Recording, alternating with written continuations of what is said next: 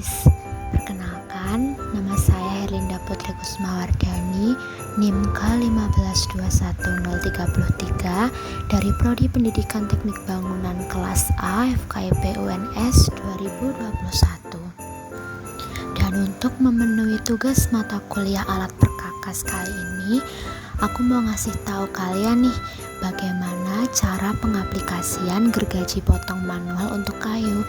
Let's check this out. Yang pertama, kalian harus tahu dulu nih, ini apa? Nah, ini tuh gergaji potong manual untuk kayu. Jadi, gergaji potong manual ini gergaji dengan gerigi yang dirancang untuk memotong kayu berupa besi tipis bergigi tajam yang digunakan untuk memotong atau membelah kayu. Nah, panjang gergaji potong ini tuh antara 600 sampai 650 mm dengan 6 sampai dengan 8 ppi. Gergaji ini tuh sangat bagus untuk memotong balok-balok kayu dan papan yang panjang.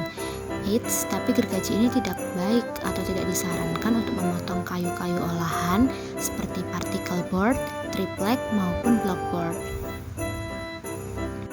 Dan selanjutnya, aku mau ngejelasin nih apa aja bagian-bagian dari gergaji potong manual untuk kayu.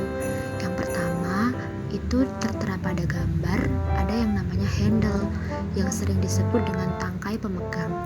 Nah, fungsi dari tangkai pemegang sendiri yaitu untuk tempat memegang pada saat proses menggergaji berlangsung. Nah, tangkai gergaji tangan itu pada umumnya itu mempunyai dua bentuk. Ada yang bentuk pistol dan ada yang bentuk lurus. Nah, ini kebetulan tangkai pemegangnya itu lurus ya. Dan yang kedua, itu terdapat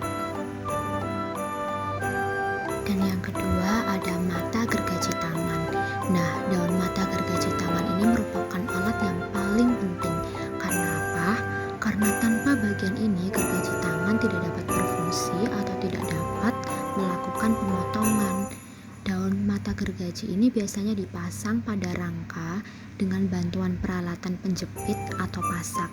Untuk mengeraskan pengikatan digunakan baut dan mur sehingga ketegangan atau kekencangan pengikatan daun gergaji dapat diatur secara baik.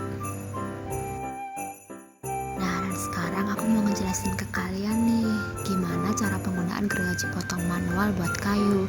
Jadi simak video berikut ini ya. Nah, di sini yang pertama kita tuh harus nandain dulu bidang yang akan dipotong dengan ballpoint, dan kebetulan itu udah aku tandain ya. Jadi sekarang kita tinggal menggerakkan gergaji secara perlahan untuk memulai melakukan potongan. Tapi jangan lupa hati-hati dan menghindari jari tangan agar tidak terpotong ya guys. Dan selanjutnya, jangan membiarkan daun gergaji itu bergerak ke arah lain selain pada garis potong. Jadi berdiri dalam keadaan posisi seimbang dan nyaman. Lalu, kita harus menggunakan tekanan hanya pada waktu memotong ke arah depan dan lakukan pemotongan sepanjang mungkin sesuai dengan panjang daun gergaji. Memotongnya hanya ke arah bawah ya guys. Dan yang terakhir, kurangi tekanan dan kecepatan memotong apabila pemotongan hampir selesai. Dan pada saat kita melakukan pekerjaan, otomatis kita pasti harus memperhatikan keselamatan kerja ya guys.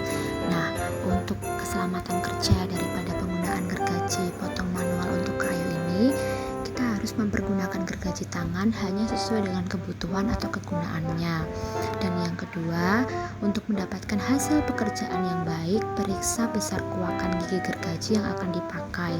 Dan yang terakhir, tempatkan gergaji tangan pada alur bangku kerja pada saat tidak digunakan.